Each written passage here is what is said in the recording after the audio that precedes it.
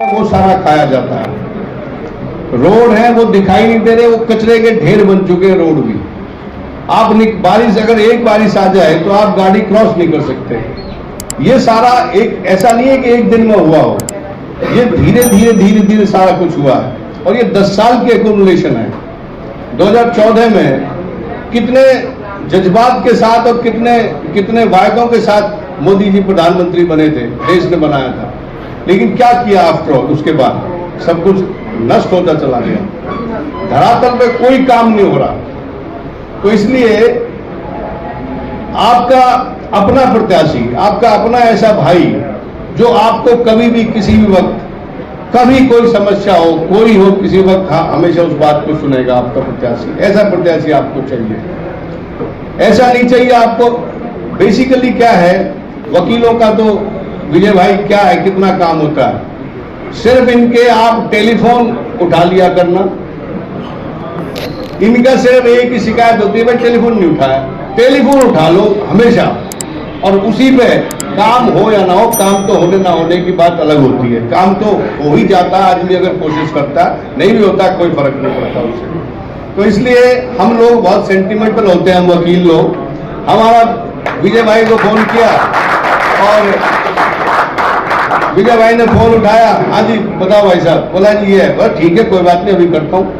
इतने में उसका ऐसे फूल के वो हो जाता है एकदम। तो ये सारी चीजें हैं। और आप कोई नए नहीं है फरीदाबाद के लिए, और मतलब जिनके बेटे हैं आपको बहुत बड़ी शख्सियत है, कोई छुपी हुई नहीं है इस बात से। 1977 में मैं बहुत छोटा था, जब से कोई महेंद्र प्रताप जी 70 में जो चुनाव हो रहे थे आजाद, मात्र 500 वोटों से आ रहे थे। ये बहुत बड़ी बात है। 77 के बाद 82 में बने, और 82 के बाद वो 91 तक, 82 और 87 में लड़े हरियाणा में, जब वो 5 MLA में थे, चौधरी महेंद्र प्रताप। तो कांग्रेस पार्टी, चौधरी महेंद्र प्रताप, दोनों पर्यायवाची हैं एक दूसरे के। बिल्कुल बिल्कुल। आप लोगों का जो परिवार है वो ईमानदारी से करता हूं कि भटकल का कोई हो या ना हो, लेकिन सभी ने कोशिश करनी है, बहुत मेहनत करनी है, और विजय भाई की जो कसर रह गई थी 19 में उसको पूरा करके देना है। Thank you. धन्यवाद। महेंद्र प्रताप जी और हमारे भाई विजय प्रताप जी, इनके परिवार में राकेश भाई बैठे हैं, यहाँ पार्षद भी रहे हैं, मिनिस्टर भी रहे हैं, MLA भी रहे हैं, MP का चुनाव लड़े हैं। मेरे ख्याल से राजनीति का कोई ऐसा पद नहीं जिस पे इन्होंने सेवा ना दी हो। बहुत कम परिवार ऐसे हैं जिनमें इतनी लंबी सत्ता विपक्ष दोनों में राजनीति करने के बाद करप्शन के नाम पे कोई उंगली ना उठा पाया हो। ये बहुत बड़ी अचीवमेंट मेरे ख्याल से राजनीति में कर पाना। देखिए सबके काम तो सब पे नहीं होते, कोई आ जाओ सबकी डिमांडें पूरी कर दे तो संभव ही नहीं है, वो तो भगवान पे भी नहीं हुआ। रामचंद्र पे भी उंगली उठाई गई, नबी को भी गुफाओं कदराओं में रहना पड़ा, कृष्ण भी मुझसे रहा है। मैंने भैया को 2-3 बार पहले भी कहा है, आज फिर इस मन से कहता हूं, आपको ताज मिलने जा रहा है, पर वह ताज फूलों का नहीं होने वाला, वह कांटों भरा ताज मिलने जा रहा है आपको। इसलिए कहता हूं इस शब्द को मैं कि जो हालात हमारी पुरानी विधायिका ने छोड़े हैं, वो सच में उन हालातों से निपटना अपने आप में बहुत बड़ा चैलेंज होगा, बहुत बड़ा चैलेंज है। तो उस चैलेंज को आप किस तरह से चैलेंज लेते हैं या किस तरह आप लड़ते हैं, आपकी काबिलियत तो हम है, हमें मालूम है, पर पब्लिक पूरी आज फरीदाबाद, पूरा भटकल विधानसभा क्षेत्र आज टकटके लगाए सिर्फ और सिर्फ विजय भाई आपकी ओर देख रहा है। आज पूरे विधानसभा क्षेत्र को हमारे आज आपसे बहुत उम्मीदें हैं, और हमें पूरी उम्मीद है कि आप इन सब उम्मीदों पर खरा उतरेंगे। इन्हीं शब्दों के साथ है ना, वो आने वाले समय में जीतेगा। पंजाबी कोई ऐसी कौम नहीं से पाकिस्तान का जो एरिया बनाया गया बाद में, हम लोग पंजाब के ही थे, यहाँ आए, और पंजाब के लोग यहाँ आने वाले, एक ही देश था हमारा। हम पंजाब के एक टुकड़े से आए और दूसरे टुकड़े में आ गए, क्योंकि जब यहाँ फरीदाबाद बसा था तो वो भी जॉइंट पंजाब था, वो हिंदुस्तान नहीं था, वो जॉइंट पंजाब था, और ना ही वो पाकिस्तान था, वो भी जॉइंट पंजाब था। हम लोग यहाँ आए, यहाँ लोगों ने मेहनत की, काफी मशक्कत की। आज के जो हालात हैं, आज के हालात में मैं इंडिविजुअल व्यक्तिगत रूप से कभी भी नहीं कहता कि कांग्रेस है, बीजेपी है, लेकिन आज जो हालात हमारे सामने बन रहे हैं, यहाँ मंच पर आने का मेन उद्देश्य जो था मेरा, यहाँ हमने आगे देखा कि यहाँ जात पात आ रही है। मैं तो खुद सिख हूँ, तो हमें तो यही कहा गया है कि मानस की जात सब एक पहचानो। जो जाते हैं वो सब एक हैं, जो धर्म है वो सब एक है। लेकिन यहाँ जब आगे हम देखते हैं कि भाई यहाँ ये पंजाबी है, ये गुजर है, ये जाट है, वो हम कम से कम व्यक्तिगत रूप से मेरे गले से नीचे तो उतरती नहीं है। जहाँ तक विजय भाई की बात है, विजय भाई आपसे बहुत उम्मीदें हैं। पंजाबी कुछ नहीं चाहता आपसे। पंजाबियों ने यहाँ एक प्रूव कर दिया कि हम लोग अपने हाथों से महल खड़े कर सकते हैं, हम लोग अपने हाथों से सवा को बना सकते हैं। पंजाबी की तरफ है अनक, पंजाबी अपनी अनक मांगता है। अगर हमें अनक हमारा उम्मीदवार नहीं देगा तो हम उसको छोड़ देते हैं। हमें अनक चाहिए, हमें चाहिए एक ऐसा आदमी कि हम पंजाबी नहीं हैं, हम उसी की बिरादरी के हैं, क्योंकि हम ये मानते हैं कि वो आदमी कोई और बिरादरी का नहीं है, वो पंजाबी है।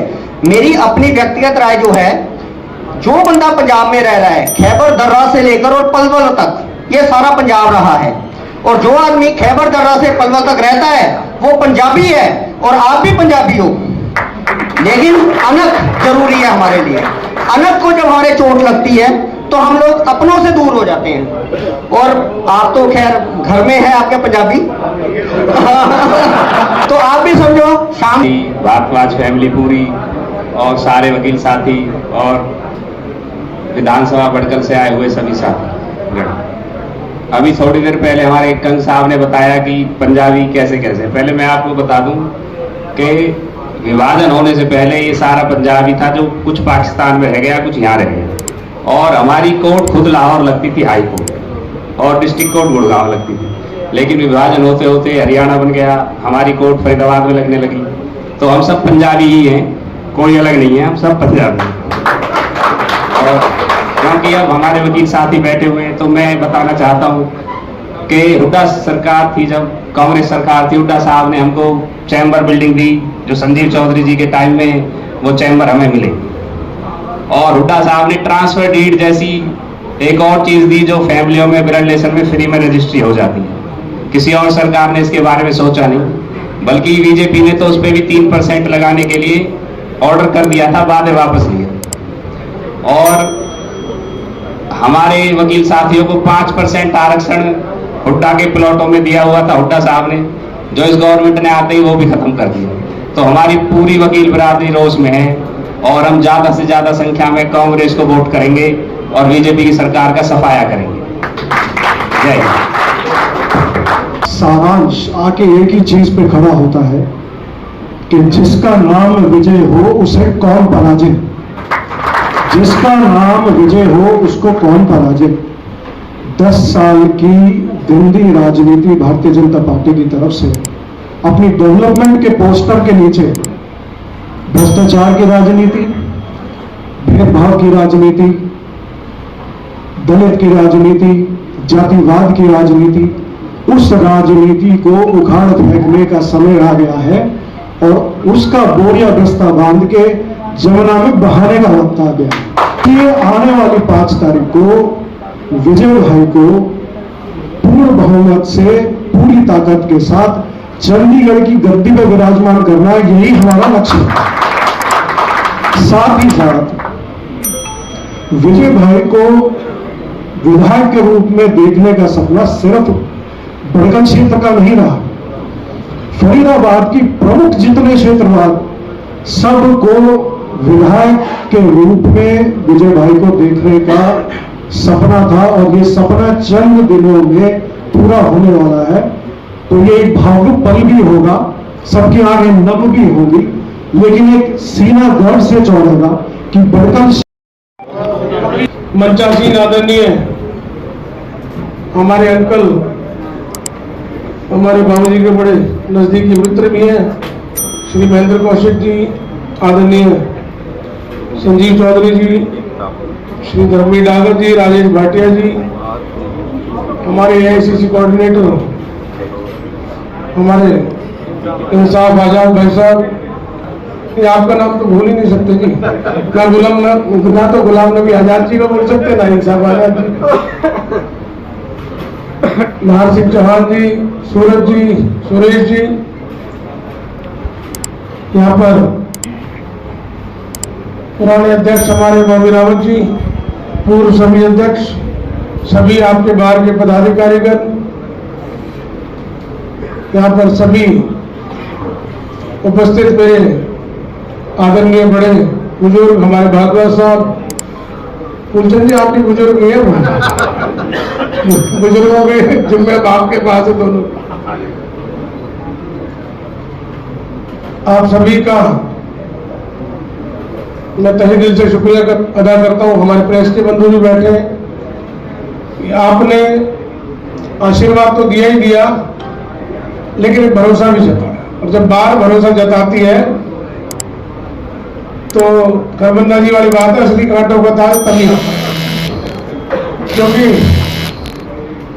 आंकड़ों में आपसे ज्यादा कोई है नहीं। जब हमारे भी आंकड़े फेल हो जाते तो आप फिर आपके, मैं बिल्कुल इसे चुनौती भी मानता हूं कि मुझे ये मेंटेन रखना है, ये मेरे अंदर ये जज्बा है। पहले तो भाई नरेंद्र जी और मनोज अरोड़ा जी ने कहा अलग, तो भाई साहब अलग तो हमने आपकी कितने साल हो गए, अब 28 साल हो गए हमारी शादी। अभी कोई टेस्ट बाकी हो तो बता दो, है जी? कोई टेस्ट अभी मेरे ख्याल से तो बाकी है नहीं, फिर भी दोनों भाई कहेंगे तो और परीक्षा दे देंगे, है ना? भारत तो अग्नि परीक्षाओं में घूम ही रही है, सीता जी ने भी दी थी अग्नि परीक्षा। वैसे आज जो है ना, 1 महीने से कैंपेन कर रहे हैं राकेश भाई साहब खुराना जी, लेकिन वकीलों में आने के बाद जो उनकी आवाज में आज ताकत आई है, वो नकुल जी अलग ही बढ़ी है बात। अच्छा मैं साहब, मुझे पता ही आज चला कि आप कोर्ट में भी जाते हैं, मैं तो देख ही नहीं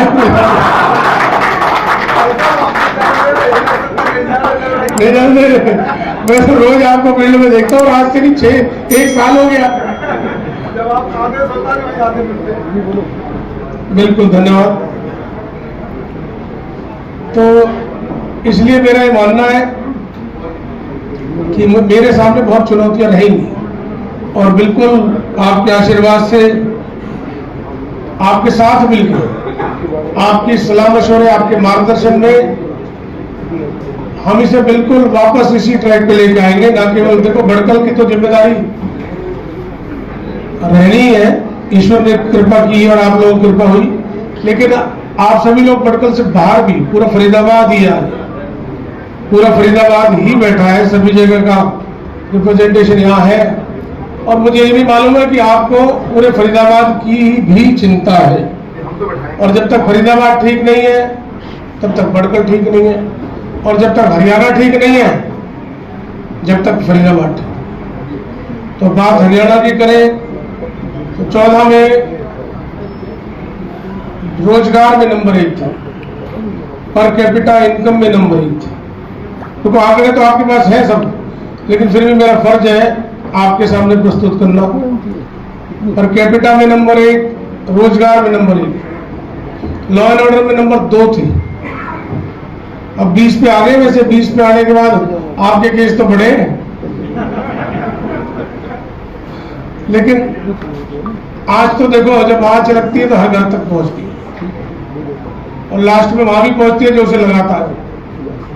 तो आज हम 20वें पायदान पे लॉ एंड ऑर्डर। किसानों की स्थिति आप देखो, तब भी हम नंबर 1 थे किसानों को एमएसपी देने में और टाइम से देने में। और हरियाणा तो आप देखो ना, मिसाल है, जो हमारे बॉर्डर लगे उत्तर प्रदेश से, वो भी सारे किसान हरियाणा में ही अपनी फसल बेचते, सच्चाई। तो उसमें भी नंबर 1। आज किसानों की हालत देखिए आप क्या है। हमारे खिलाड़ियों को भी जो नीति बनाई, उनको कैश सम्मान देना, नौकरी देना, उसमें भी हरियाणा ने मिसाल कायम की, और उसी का परिणाम है कि आज हमारा हरियाणा टॉप रहता है। कितने भी इंटरनेशनल लेवल के जो खेल है, ज्यादातर पदक हमारे यहीं से चल रहे हैं, उनको सम्मान देने। और आप देखिए आप क्या हुआ, हमारी उन्हीं बेटी ओलंपियंस के साथ क्या बर्ताव, 3-3, 4-4 महीने पुलिस ने मारा भी। ये तो हरियाणा का हाल है। 70,000 करोड़ का कर्ज था हरियाणा पे 2014 में, आज 5 लाख करोड़, 2.25 लाख नौकरियां खाली पड़ी। तो मेरे हिसाब से तो हरियाणा भी कांटों का ही ताज है। अगर देखा जाए बहुत बड़ी चुनौतियां हैं हरियाणा,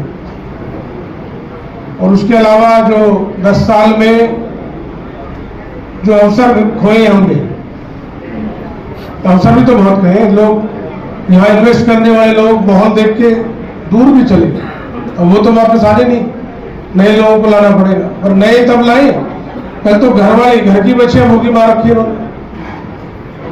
जब बाहर जाते हैं, हरियाणा के मुख्यमंत्री जाते हैं बाहर, तो ऐसे समझो बाहर की गौशाला जमा रहे, ये लाओ जी, इतनी इन्वेस्टमेंट लाओ, आपको ये देंगे। घर की बच्चियां भूखी हैं।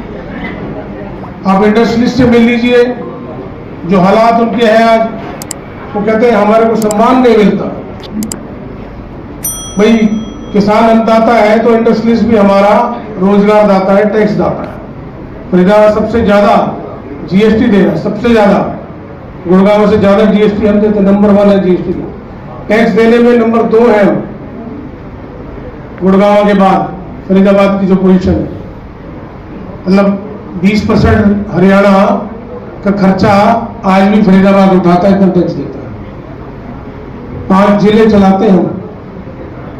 तो घर की बच्चियां भूखी मर रही है, बाहर गौशाला जमा रही है। यहाँ के इंडस्ट्रियलिस्ट 21-22 हजार तो हमारी नॉन कन्फर्मिंग जोन में इंडस्ट्रियल यूनिट्स। मैं आप लोगों को इसलिए बता रहा हूं कि आपसे ज्यादा जानकारी, मतलब सबसे ज्यादा आपके पास होनी चाहिए, क्योंकि आपका जो रेशो है ना, वो कई गुना, सैकड़ों गुना फैलता है। आप तो फरीदाबाद का दिल और दिमाग दोनों ही है।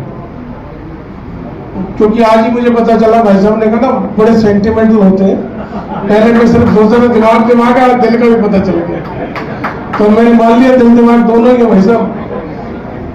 तो 22,000 के करीब नॉन कन्फर्मिंग जोन में हमारी यूनिट से 10 साल से चल रहा है। उनको बड़े कंपनियों के ऑर्डर्स नहीं मिल पाते कन्फर्मिंग जोन में नॉन इंग्लिश।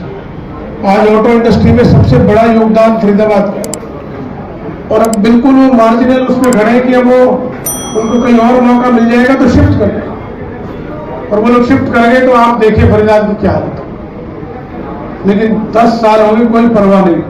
हालांकि हमने भी उनको कहा है कि बिल्कुल 100% ही उनको कन्फर्मिंग जोन में लाया जाएगा। जो नहीं ला पाए हम, उनको वैकल्पिक व्यवस्था की जाएगी, जाने नहीं देंगे बिल्कुल, क्योंकि हमारी रीढ़ की हड्डी है। तो ये फरीदाबाद के हालात कर दिए। उस फरीदाबाद के जो आज भी 20% देता है। टोल नगरी हमारा फरीदाबाद है, 6 टोल कहीं है, 6 टोल है। ठेकों की नगरी हमारा फरीदाबाद है, हर चौक पे ठेका आता, सब सुविधाएं वही, सामने रिहाइश है, मंदिर है, स्कूल है। आप देखो जिस घर के आगे ठेका है उसके क्या हाल होते हैं। वो लोग अपने घर के बाहर भी नहीं खड़े हो सकते, बच्चों पे, महिलाओं पे क्या असर। ये कमर्शियल उसमें होना चाहिए था, लेकिन ये देखिए ठेकों की हमारी पहचान, टोल नगरी, ठेकों की नगरी, जल भराव। 11-11 फुट पाली अंडरपास में गाड़ी डूब गई, 2 नवयुवकों की मृत्यु हो गई। इससे बड़ा कलंक मेरे ख्याल से तो किसी एडमिनिस्ट्रेशन पे, किसी सरकार को हो नहीं सकता। वो भी लेकिन इनको पता है, इसको कलंक नहीं लगा, इन्होंने गेट लगा दिए वहां। मतलब ये नहीं कि मैं पानी नहीं रहने देंगे, व्यवस्था करें। जनरेटर अगर चलता रहेगा, पंप चलता रहेगा 24 घंटे बारिश में, और वो मैंडेटरी है, थंब रूल है, तो ये समस्या आएगी भी नहीं। लेकिन वो कह रहे ना कोई नहीं, पहले आप गेट लगा। मतलब अभी भी नियत दिख रही है। तो जल भराव हमारी पहचान है, कचरा हमारी पहचान है। लोग इसे सीरियस कम ले रहे हैं ज्यादा, पर मेरे हिसाब से सबसे सीरियस इशू।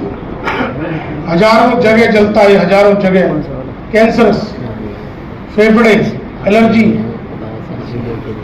हर आदमी के चश्मे लग रहे हैं, सबके बाल सफेद। ये क्या पॉल्यूशन ही तो है, पानी में पॉल्यूशन, खाने में, और ये जो कचरा ये तो इतना बड़ा है, और ये इतना बड़ा विभत्स रूप ले चुका है, कैंसर का रूप ले चुका है। ये फैल गया फरीदाबाद में। अब आप देखो हर जगह कैंसर कितना ज्यादा है। उसमें ये भी एक प्रमुख कारण है। और अब जब से मैंने कहा है कि 3 महीने में कचरा मुक्त कर दूंगा, तब से ये बड़े बड़े ट्रॉले कचरे उठा रहे हैं। अब विरोधी साहब जिस मुहिम में आप लग रहे हैं, अब अरावली में डंप हो रहा है, ये और भी ज्यादा खतरनाक है कि वहां से इसको निकालना बड़ा मुश्किल है। प्लेन में पड़ा तो उठाना आसान है, वहां तो 10 गुना ज्यादा मेहनत है इसे उठाने में, और अब उठ ही नहीं सकता। मतलब और बड़ी मुसीबत करने वाले हैं हमारे आरोप के, कि अब तो यही था, अब आगे देखो ऐसा कर दिया कि इसे तो तुम उठा लोगे, इसे कहां से उठाओ। मतलब केवल अपनी राजनीति चमकाने के लिए ये एनवायरमेंटल क्राइम पे उतारोगे। कचड़ों की नगरी है, गड्ढों की नगरी है, पॉल्यूशन में नंबर हमारा टॉप चल रहा है वर्ल्ड में। कहां जो है ना, एशिया में मैनचेस्टर होता था NIT, new industrial town Faridabad, industry को भारत अरोड़ा जी आए हमारे भाई, देखा नहीं।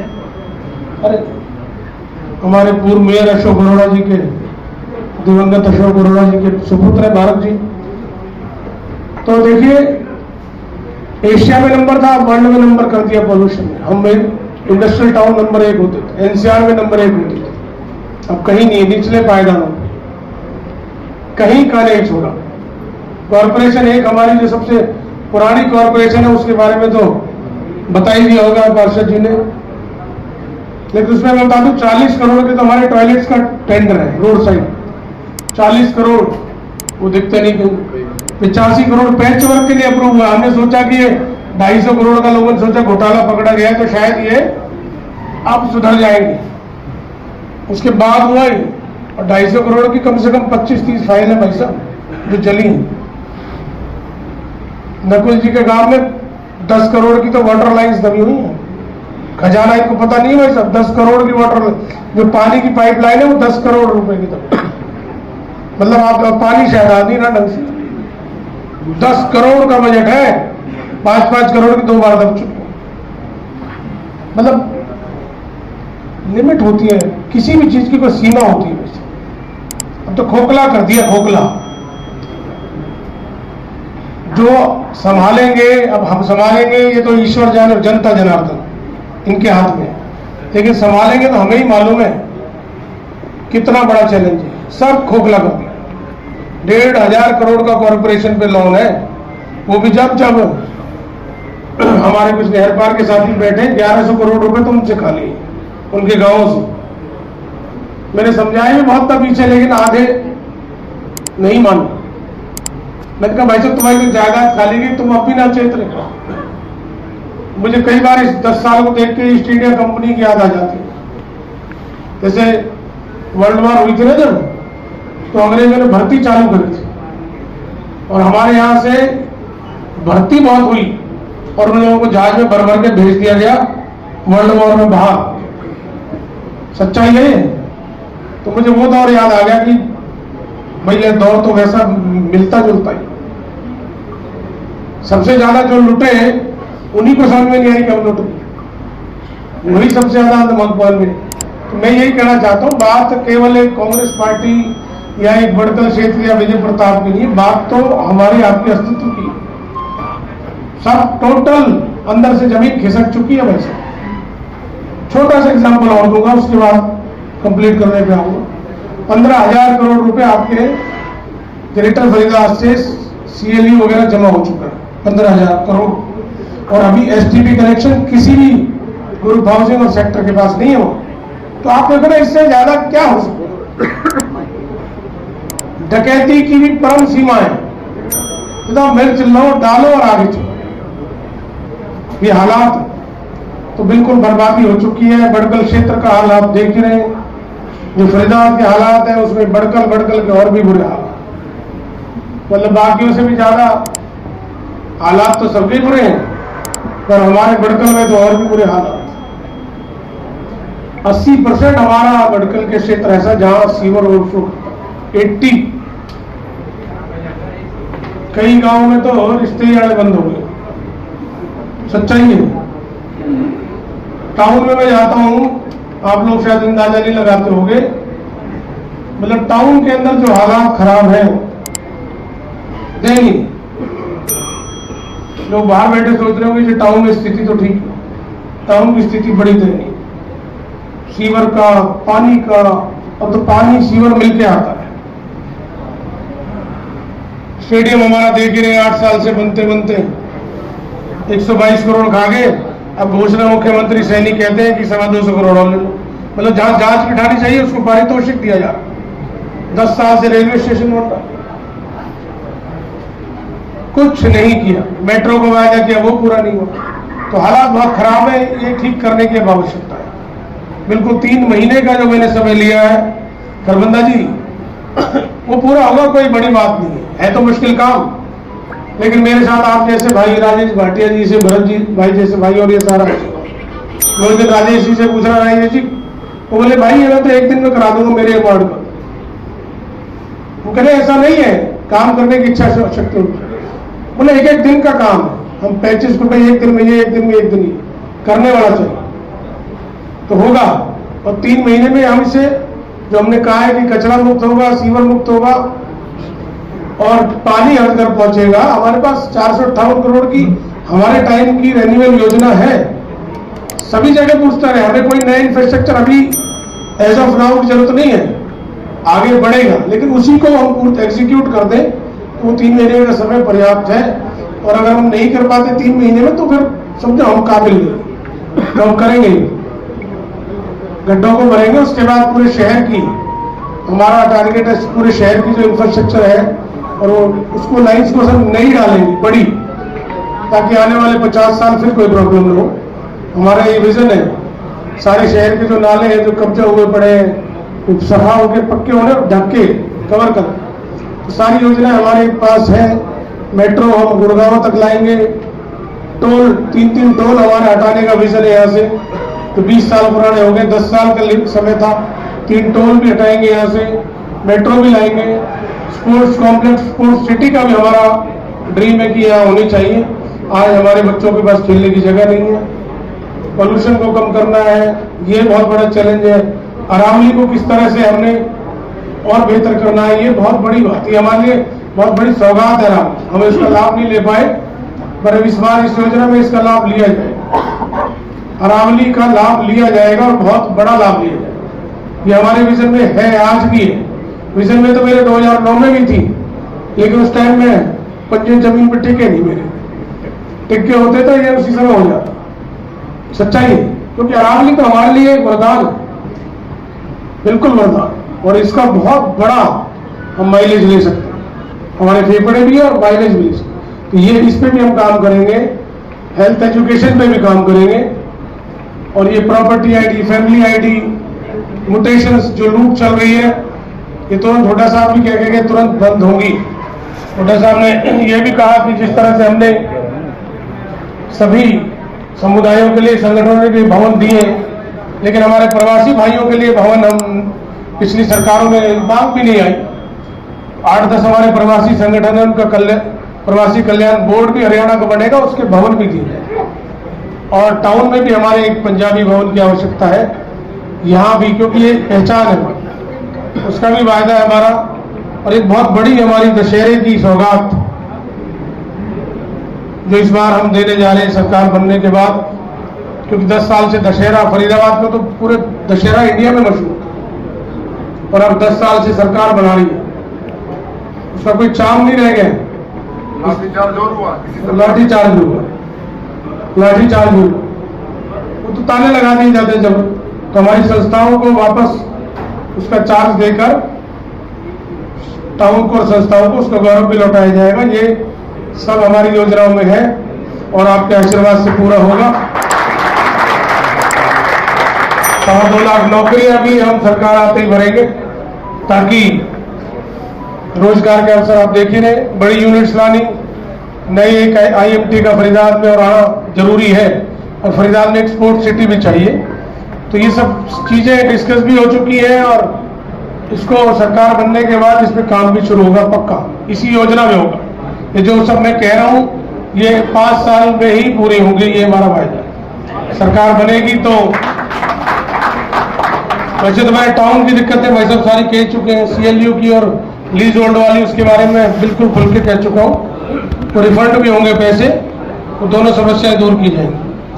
और सरकार बनने पर कांग्रेस का मैनिफेस्टो है कि 500 रुपये में गैस सिलेंडर होगा, 300 यूनिट बिजली माफ, 2000 रुपये हमारी महिलाओं और बेटियों के लिए सम्मान राशि प्रति माह, 6000 रुपये हमारे बुजुर्गों के लिए पेंशन, और हमारे स्टार्टअप के लिए यूथ और महिलाओं के लिए 1 लाख की राशि भी।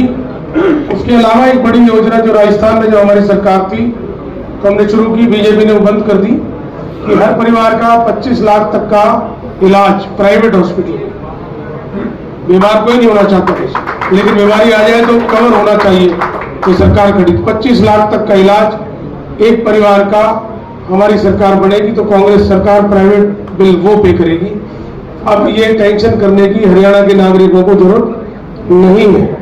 ये बहुत बड़ी योजना है और ये लागू हुई ना तो आप देखना पूरे हिंदुस्तान का जो रहन सहन है ना वो बदल जाएगा। मुझे बहुत बड़े विचारक ने एक दफा कहा था कि जब तक आप रहन सहन नहीं बदलोगे आप देश बदल नहीं सकते। लिविंग आपको बदलनी पड़ेगी, तभी आदमी बदलेगा। तो ये एक बहुत बड़ा कदम है और आपके आशीर्वाद से ये सफल रहेगा तो उससे आगे भी बढ़ेंगे।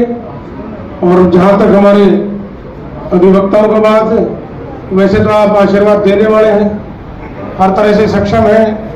नरेंद्र जी ने तो कह ही दिया भाई हफ्तों उपड़ा पे ले आते हैं, लेकिन फिर भी मैं आपका छोटा भाई हूं और विशेष स्नेह मुझे हमेशा मिला है और मतलब हर वर्ग से मिला है, हमेशा मिला है, और कोर्ट में बार में हमेशा मिला, इसमें भी कोई दो राय नहीं। जितना मैंने अपेक्षा की उससे ज्यादा मिला है, तो इसलिए मैं बिल्कुल आप लोगों के आगे ये नतमस्तक होकर कहता हूं कि आपका ये जो गेस्चर है ये मैं भूल नहीं सकता।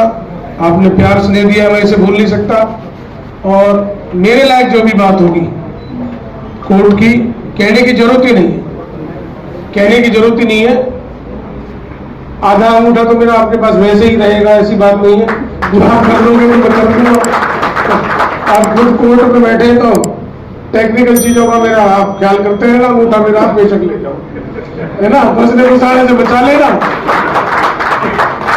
टेंशन तो वही जमानत करानी पड़ेगी, फंसने फंसाने से बचा लेना, अंगूठा मेरा आपके पास ही है। मैं पुनः आप सभी का बहुत बहुत आभार व्यक्त करता हूं हाथ जोड़ के। और बहुत से लोगों का मेरे नाम नहीं ले पाए तो मैंने मंच पे बैठे उन्हीं का ले दिया, तो ऐसा ना समझे, सभी का है, सभी का धन्यवाद है। जय हिंद। खड़े उतरेंगे क्योंकि बहुत सारी चुनौतियां इन्होंने बताई, शहर 10 साल में खराब हो चुका है। आपको मालूम, अधिवक्ता आपको मालूम है, बहुत सटीक और कैलकुलेशन से आशीर्वाद देते हैं कि भाई वो जांच परख के देते हैं कि कसौटी पे खड़े उतरेंगे, तो उनका आशीर्वाद मुझे मिला है। मैं आपको यकीन दिलाता हूँ जो अपेक्षाएं व्यक्त रखी हुई हैं, जो उम्मीदें हैं उनको मैं पूरा करूँ। शहर को वापस नंबर 1 बनाने का उनका संकल्प है, वो हम पूरा करें। वोटर्स नहीं मोटिवेटर्स भी हैं वकील, ये जो है मंच से कहा गया है, इस समर्थन को किस तरह से देखते हैं? मेरे लिए बहुत खुशी की बात है कि हमारे सभी अधिवक्ताओं ने बार ने मुझे समर्थन दिया है,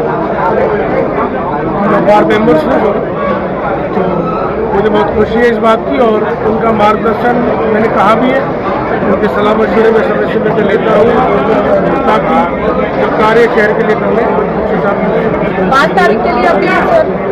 मैं यही अपील करना चाहता हूँ। 10 नंबर में फरीदाबाद, हरियाणा, बड़कल सब बदहाल हो चुके हैं, उसका पुराना स्वरूप खत्म कर दिया इस बीजेपी ने। शिक्षा, रोजगार, health, infrastructure, law and order, environment, कोई भी ऐसा क्षेत्र नहीं है जहां इन्होंने हरियाणा को बर्बाद नहीं किया। इन सभी क्षेत्रों में वापस हरियाणा को हमें नंबर 1 पे लेके जाना है। तो सरकार बदले, कांग्रेस विकल्प है, हमारी बड़ी स्ट्रांग हरियाणा में हमारी लीडरशिप है। और सरकार बनते ही 3 महीने के अंदर अंदर मेरा ये वायदा है, आप लोगों को बदलाव नजर आना शुरू हो जाएगा। 5 तारीख को आप मुझे 5वें नंबर पे मेरा निशान है मशीन में और हाथ का पंजा है, कृपया अपना आशीर्वाद मुझे प्रदान विजय जी, जाति की बात हो रही है, धर्म की बात हो रही है, मुद्दों की बात नहीं हो रही जो है। लोग रिपोर्ट कार्ड नहीं पेश कर सकते वो यही काम करते हैं। अभी तो इन्होंने ये काम करना शुरू किया, आगे और भी करें, लेकिन यहाँ के लोग जान चुके हैं कि इस बार चुनाव रिपोर्ट कार्ड पे होगा, क्षेत्र के लिए होगा, हरियाणा के लिए होगा। 3 महीने में हालात कैसे बदल पाएंगे? क्यों नहीं बदलते? जब आप घर गंदा होता है, झाड़ू लेके लग जाते हैं आप, 3-4 घंटे में साफ हो जाता है। हम भी ऐसे ही लगे 3 महीने में साफ कर दें।